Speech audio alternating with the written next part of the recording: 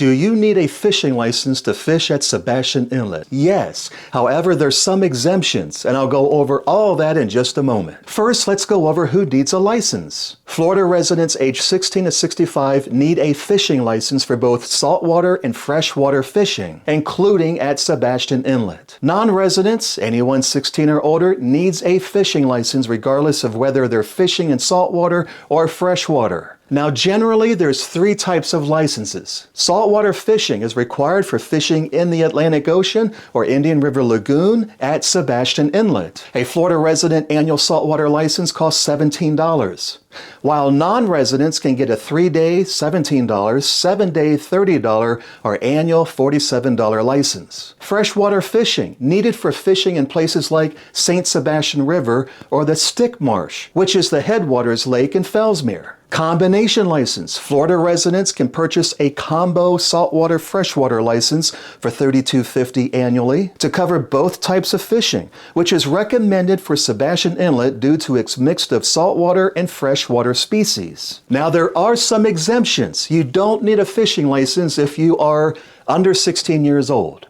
A Florida resident 65 or older, fishing from a for-hire vessel, such as a charter boat, with a valid vessel license which covers passengers for saltwater fishing. Florida residents with a resident disabled person hunting and fishing certificate, or accepted as a client for developmental disabilities by the Agency for Persons with Disabilities. Active duty U.S. military personnel stationed in Florida or their dependents, or Florida residents in the military home on leave for 30 days or less with orders. Fishing in a private pond of 20 acres or less with no public water connection. And there's special permits that a lot of anglers don't know. It's for fishing specific species like snook. It's a separate permit required, $10 annually for residents, $50 for 5 years. You can also get the permit when you buy the license. Now, where do you go to get your fishing license?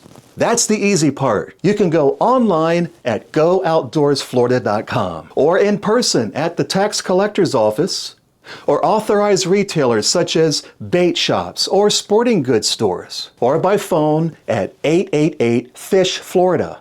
Again, 888-FISH-FLORIDA. Now, what happens if you're caught fishing without a license at Sebastian Inlet? You could face penalties as a non-criminal infraction for a first offense. The consequences include a civil penalty of $50 plus the cost of the license you should have had. A law enforcement officer may issue you a citation requiring you to appear before the county clerk. If that happens, you can try to avoid conviction by purchasing the required license and providing proof to the court, paying only the $50 fine plus a possible $10 court fee. Repeat offenses, if you're caught again within 36 months, the fine increases to $100 plus the license cost. And it may escalate to a second-degree misdemeanor, potentially leading up to 60 days in jail and a $500 fine. A criminal record from repeat offenses could impact employment or professional licensing. Now, here are some important notes. Always check current regulations on the Florida Fish and Wildlife Conservation Commission website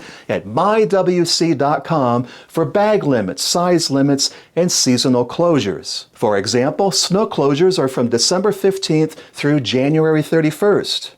And again from June 1st through October 31st. Also, all funds from licenses support conservation efforts by the FWC to maintain healthy fisheries. I hope that answers all your questions. If not, drop me a comment below. Subscribe to this channel if you haven't done so already, and don't forget to click that notification bell to receive these updates. I'm Andy Hodges for Sebastian Inlet Fishing.